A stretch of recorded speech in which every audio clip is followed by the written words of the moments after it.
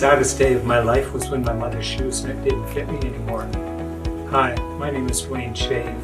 Also, I'm Empress II of the Imperial Sovereign Court of the Wild Rose and Matriarch of All Alberta.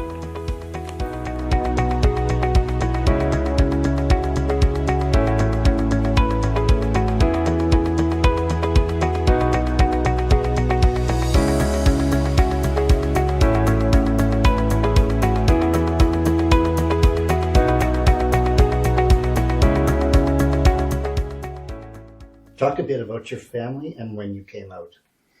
Oh, my family. I had a traditional family, 2 kids and 2 parents. And, I came out in about 1967, 68. It was a relief for me to come out because I thought that, as most of us, that I was the only gay person in the world. My family was not open to my sexual orientation when they found out. And it was strange because my mother took me downstairs one day in the rumpus room and named a few people that I had been hanging out with who were gay.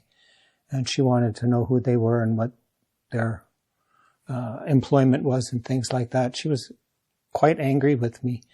And she mentioned a few names, and it kind of frightened me because these are names of people that I knew, but that wouldn't phone my mom and tell her I was gay. So I never did find out who called, and maybe that's a good thing. Coming out, my mother, I was quite surprised. My dad was really non-committal. He didn't say too much. My mom hit the roof and threw me out. And that was the start really of kind of my gay life, was being ostracized by my mother. But my dad, he really surprised me because every Friday he would stop by my little bachelor apartment and bring me a half sack of beer and a pack of cigarettes. And that was his way of kind of saying, you know, I understand. So, yeah, I came out when I was about 18 and never looked back, really. There was an awful lot of fag bashing at that time. And especially if you were a member of, or not a member, but a patron of the Mayfair Hotel, they had a bar in the back, or air section in the back that served gay people only. Or not only, I'm sorry, but that served gay people. And members of our community started carrying around crowbars in their trunks, the trunks of their cars, because too many people were getting kind of the crap beat out of them for who they were. And one of the patrons, who was Joey, lesbian, took to task many straight people who wanted to do us harm. And it got to be known that don't mess with Joey. So you always wanted to be on the good side of Joey in case anything happened. Talk about that first time that you went out to a gay bar. What was that experience like for you? I didn't get let in. Club 70 was being built and they were renovating. And I just wanted to see what it was like. And I didn't want to cause trouble or anything. So I just kind of opened the door and peeked my head in. And Pat Forche, one of the members that worked there, was down at the other end, and he hollered at me, "You get out of here. We don't want you in here."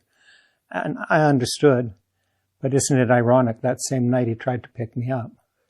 So he didn't fare well. You go by the name Chatty Cathy. Do you remember the person that kind of gave you that name, where it came from? I was on the phone at school. I was in grade 12 and I was on the payphone talking to Eugene Keith. And I admit I did talk a lot, but I didn't think I talked that much. Anyways, he called me Chatty Cathy after the doll Chatty Cathy. And it pissed me off because I just thought, well, I don't like that name. My friend Grindle, who was another drag queen, said, well, call yourself Candace Capri. And I said, well, that sounds like an old stripper. And so I didn't want that. So Chatty Cathy stayed. I was fortunate because in or out of a gay situation. The name Chatty, it could be chatty with T's, it could be chatty with D's. So I wasn't too concerned about, oh, well, they got to call me Mary or something. No offense to Mary. So when you got out of high school, what did you do for work? I got out of high school and I worked at Alberta Grocers, which is the grocery people, for about, a year. And I'm glad you brought this up. I did not make good money at the grocery people. I made $100 every 2 weeks. My rent was $115.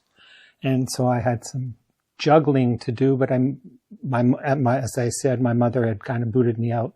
So I was in a little a bachelor suite, probably no bigger than the size of this. And it was tough. I didn't have any money really to spend, but I made sure my rent was paid and my utilities were paid, and then what was left over went to meals and things like that.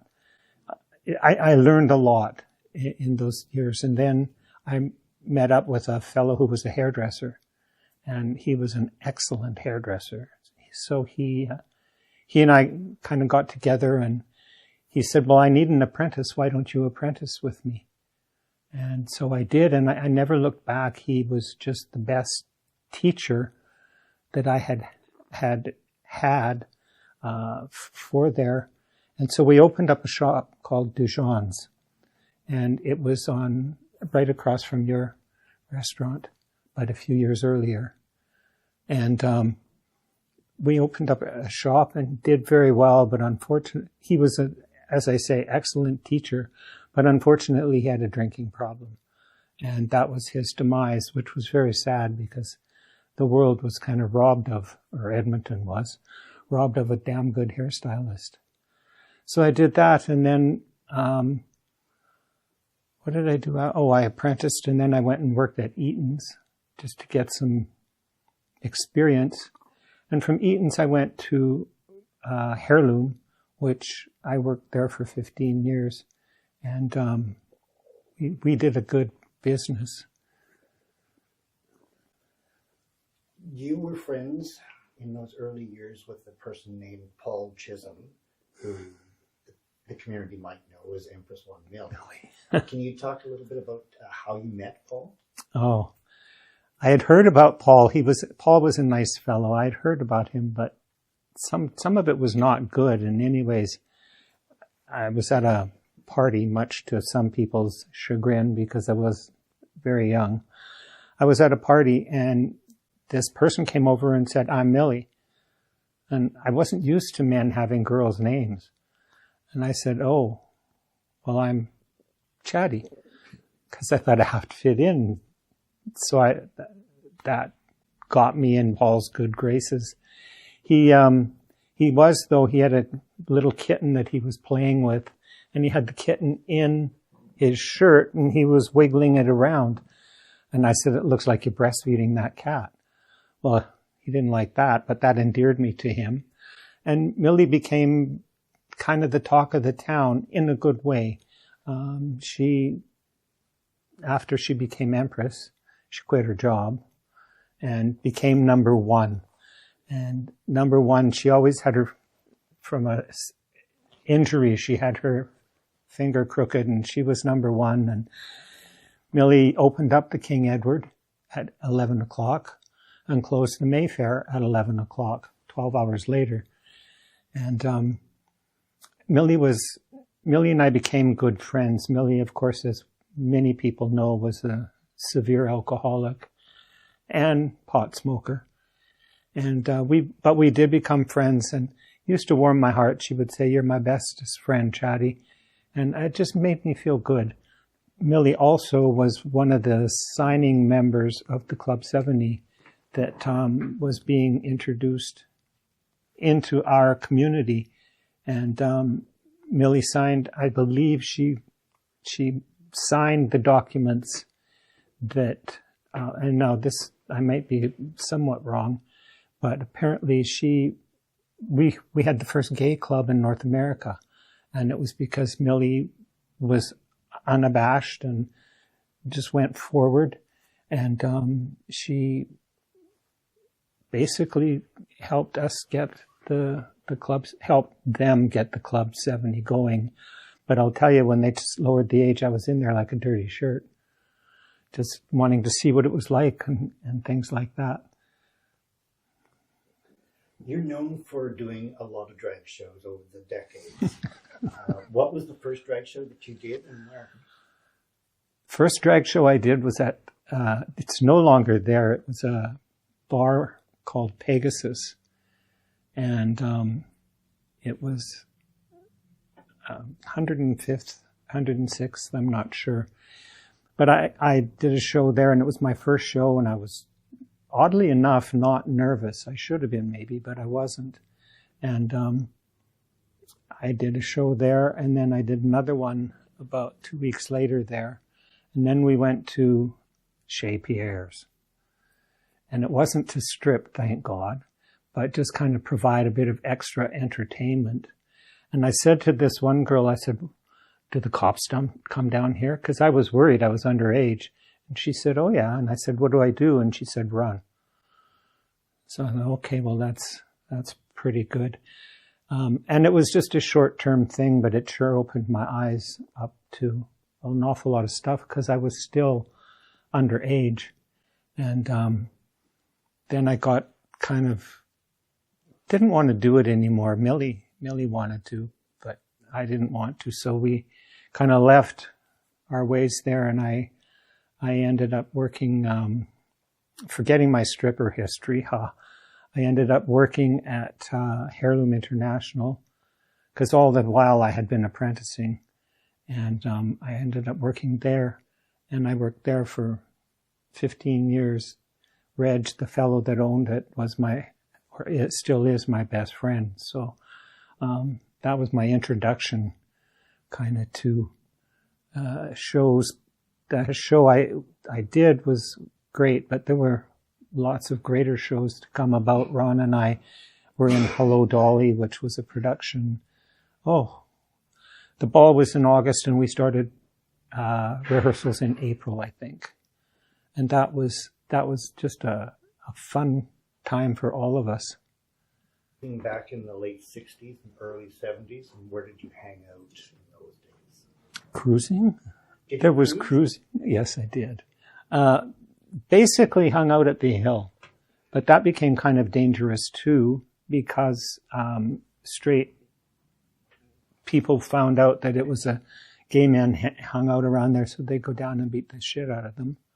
And so it was at the Hill. We called it the Hill. And there was two restaurants, Pig and Whistle and Jack's Grill. And I hung out in the Pig and Whistle, but must admit I was rather scared, especially when a brick came through the front plate glass window. And I had my mother's fur coat on, and I hightailed it out of there. Not too concerned about my being, but I thought, oh God, if Mom finds this coat, I'm dead. And so that's kind of where we hung out. A lot of people hung out behind the bar and made their own little cruising areas. It was important that we traveled in numbers rather than by yourself, because if you went by yourself, you were a target. And as I had mentioned earlier, many patrons of the Mayfair would go out the back door and have their a good ass kicking, I guess. There was just to give you an idea of the extent. There was a fellow there, nice guy. I can't remember his name, but his brother was the one who murdered David King, I think. Anyways, he got beat up, and when he came back out, nobody recognized him. He was beaten that badly that they had to do so much constructive surgery, nobody could remember what he looked like beforehand. And I admire him for doing that, because it was kind of a lesson to us all. Travel in numbers, be safe, be careful. But just the fact that he had the strength and stamina to come back and say, okay, you buggers, here I am. And so, yeah. You've mentioned previously that in those early years you were afraid of gay people. Can you share why that was the case? Like anything, it was something new to me.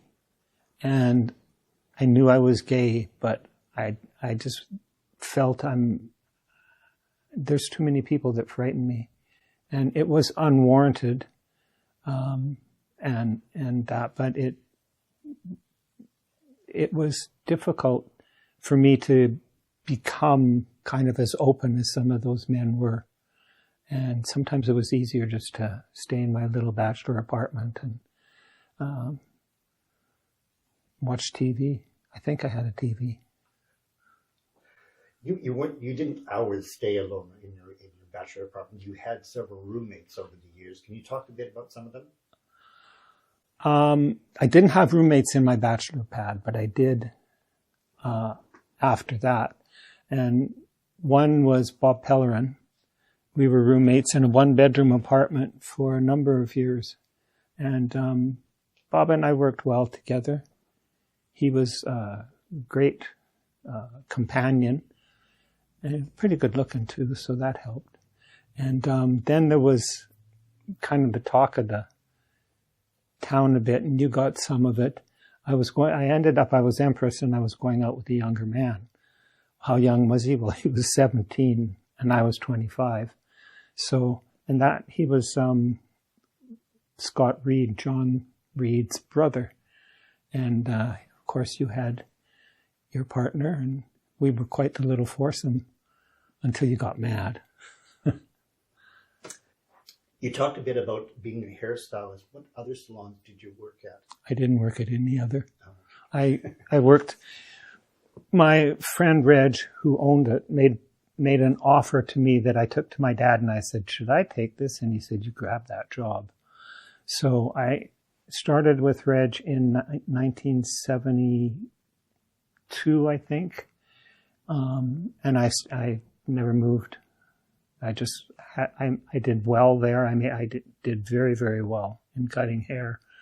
And so I just had no reason to leave. What led you to change careers and become a teacher? I had thought about being a teacher I always wanted to be a teacher.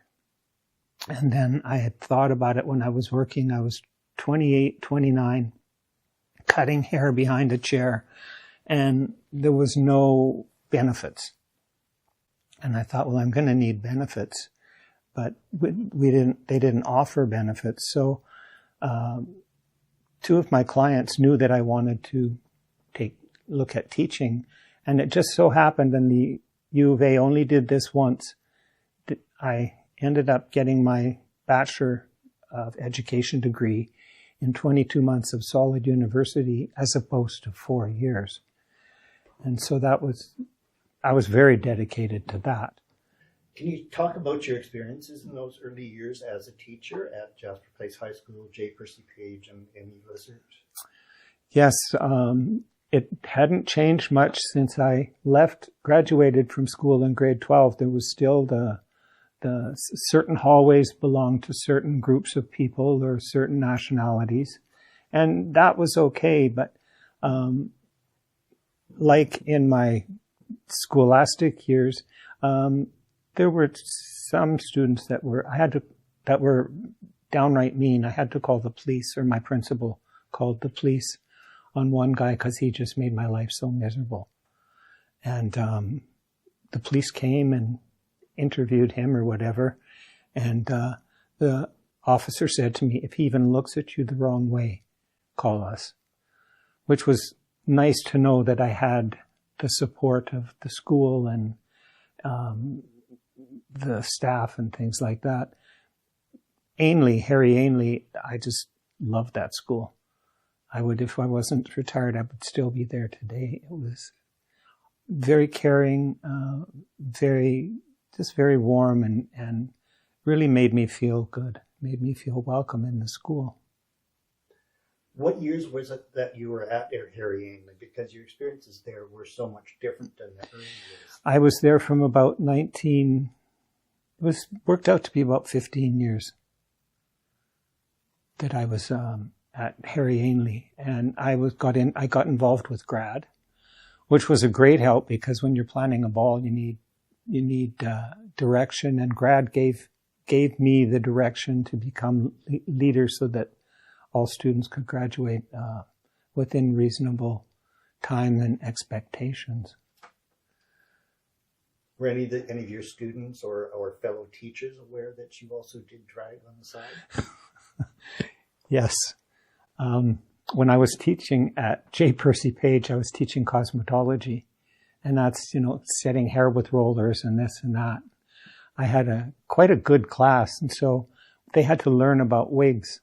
And so I collected some wigs and I brought them to school and had the kids wash them up and curl them up and set them and everything.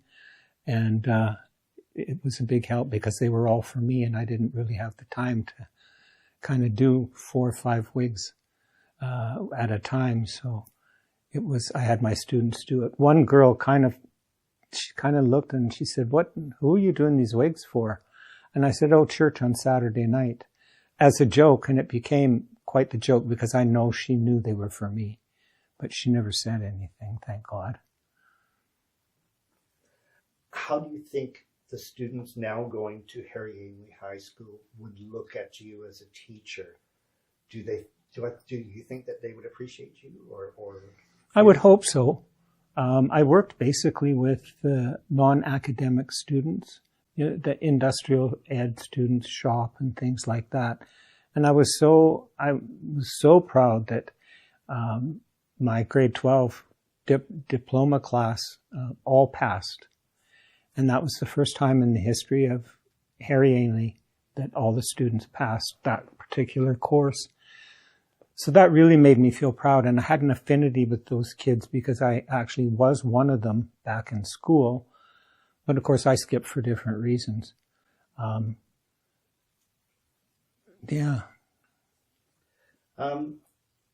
Let's go back in time now and talk a little bit about the first time that you went to Flashback. Can you share some of your memories of what it was like going to? The old Flashback downstairs? It was like, this was glory. This was heaven. We had younger people had no place to go because Club 70 was all middle-aged old men. And they wouldn't allow, what kind of transpired is Club 70 wouldn't allow women into their bar. And Mother Jean, who was a very nice elderly lady who supported gay people 100%, they wouldn't let her in. And so that's when it was decided that maybe we should have a club for all types of people. And John Reed and Pat Fortier, yeah, Millie, all got together and decided we're going to have our own club. And so going down the stairs instead of street level was a little demeaning in some ways because we could only get the bottom or the top, never street venues. And it was exciting. It was new. There were people our age. It was like a big family. And then, of course, it got so big that it had to be moved to 104th Street. So you talked a little bit about going to the first Flashback, and then they had to expand to 104th Street. Can you share some of the fun and experiences that you had on 104th Street? Oh, wasn't that a party? Yeah, I was Empress when we moved when the club moved to 104th Street. And it was just like it felt like Club 54, Studio 54. It kind of felt like that, although none of us had been there, but just the celebrities. Well, Edmonton has its own celebrities. Unfortunately, I can't think of one offhand. You've done a lot of drag shows over the decades, literally. You are probably Edmonton's longest performing drag queen. Is there a change in how drag performers are seen by the community between how they saw you in the late 60s, early 70s, and how drag queens are perceived today? Well, I think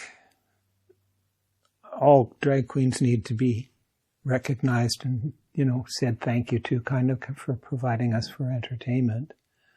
I think there was more glamour back then. And I admit, when I did drag, sometimes I used my own hair and wore a dance skin. Couldn't do that now. But drag now, it seems to me, is a little more casual. And in some cases, too casual. I went to a show a while back, and a t-shirt and jeans, that doesn't cut it for me. When I started doing drag, I had friends who could sew, so I had nice gowns. I had friends who could do hair, although I could do it, but nice do's. And it just, when there's something like that, I think it kind of desensitizes, or maybe that's not the right word, but, it's just tranny so-and-so. Tranny, I mean no disrespect to our transgender people, but back then that's what you called them, So, as I say, no offense to any of that, but, yeah. You were one of the founding members of the Imperial Sovereign Court of the Wild Rose. What memories do you have of those early years and when the court started? It was quite a lot of fun. The Imperial Court of Wild Rose. We got to do some drag because before that, about the only drag you did was Halloween, New Year's Eve, and Valentine's Day. And if you went out and drag during the week, oh my God, that was horrible. But I think that, yeah, we need to get some glamour back in there and some performers who know their words. It's easy for me to criticize because there was only 3 records out when I was Empress, but yeah. When the court was founded, Millie became the first Empress. Can you talk a little bit about how you were involved in that process? And then what led you to becoming the second Empress? I jumped on the bandwagon for the court because, of course, as I said, we could do more drag then. So, God, I went out and bought this and that and shoes. You could get shoes. Before you couldn't get size 10 shoes in Edmonton. Now you could get shoes, which may seem trivial, but it completed kind of the look kind of thing. It was a given that I was going to run for Empress. I didn't want to run for Empress 1, and Millie had pretty much, she's number 1.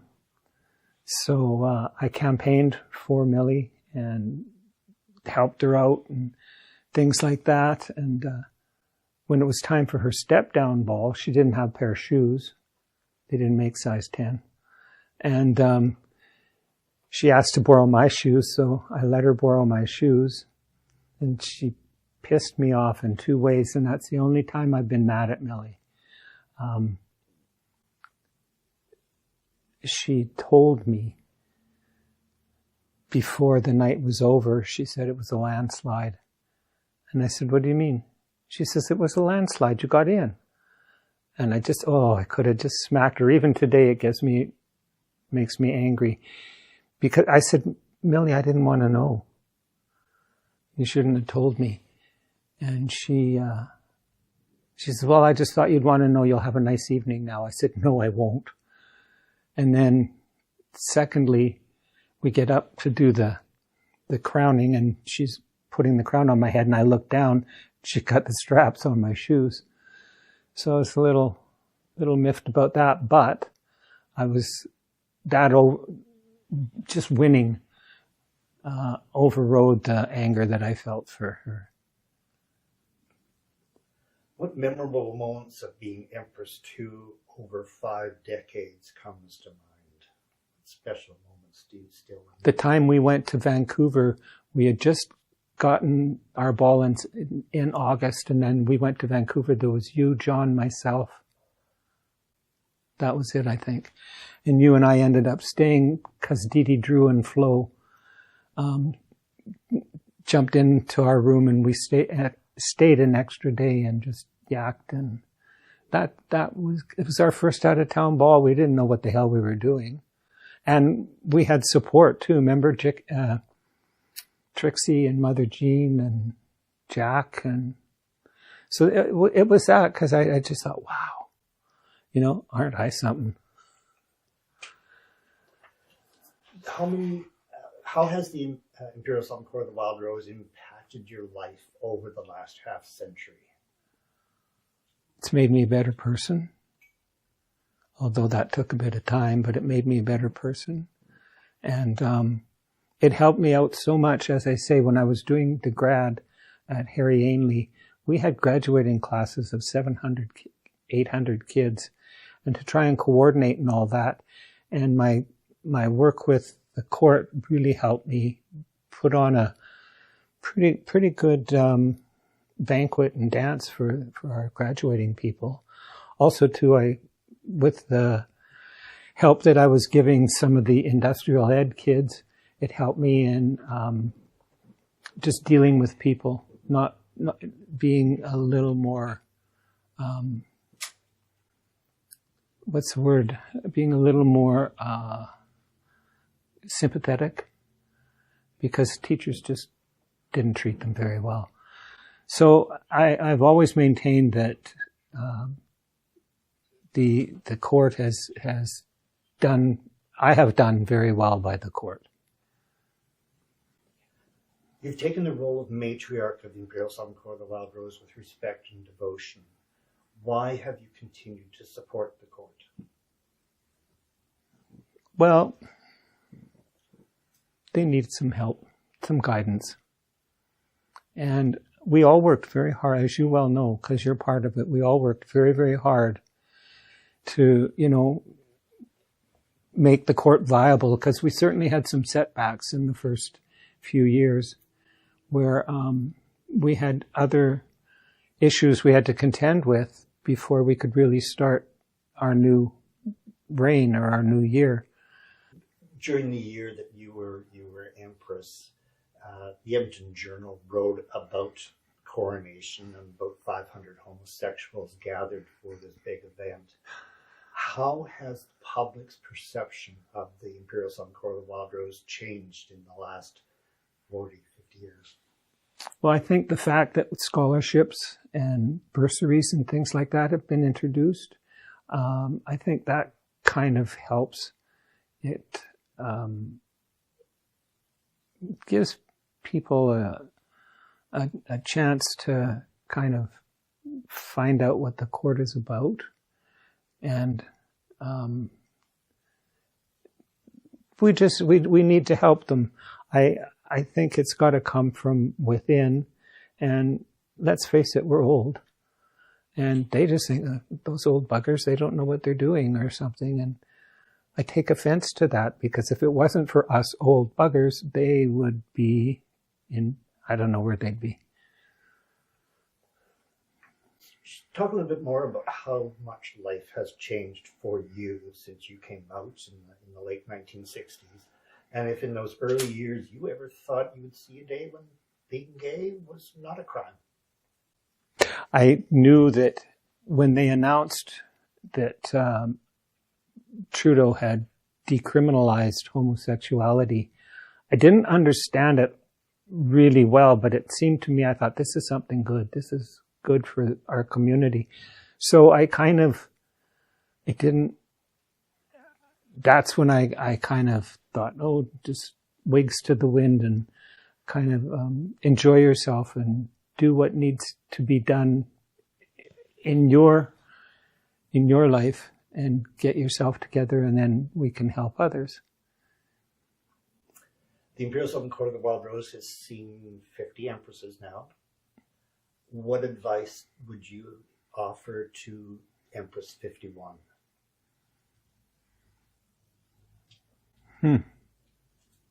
Have a good time. Work hard with your charities charities are big. People like charities, and rightly so.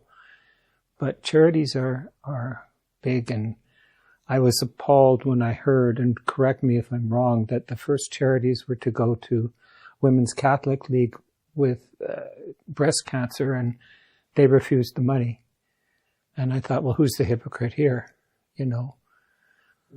Is there anything that you want to share with the community out there about who Duane Shave or Chatty Cathy is? Duane Shave is certainly a better man. You know, it took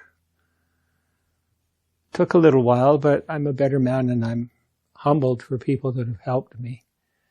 And I learned a lot. I learned how to be humble. I learned that there's always another bridge to cross, and you can do it with confidence. I hope. And I wish you all the best. My name is Duane Shave, and I am the second Empress of Edmonton and the Matriarch of All Alberta.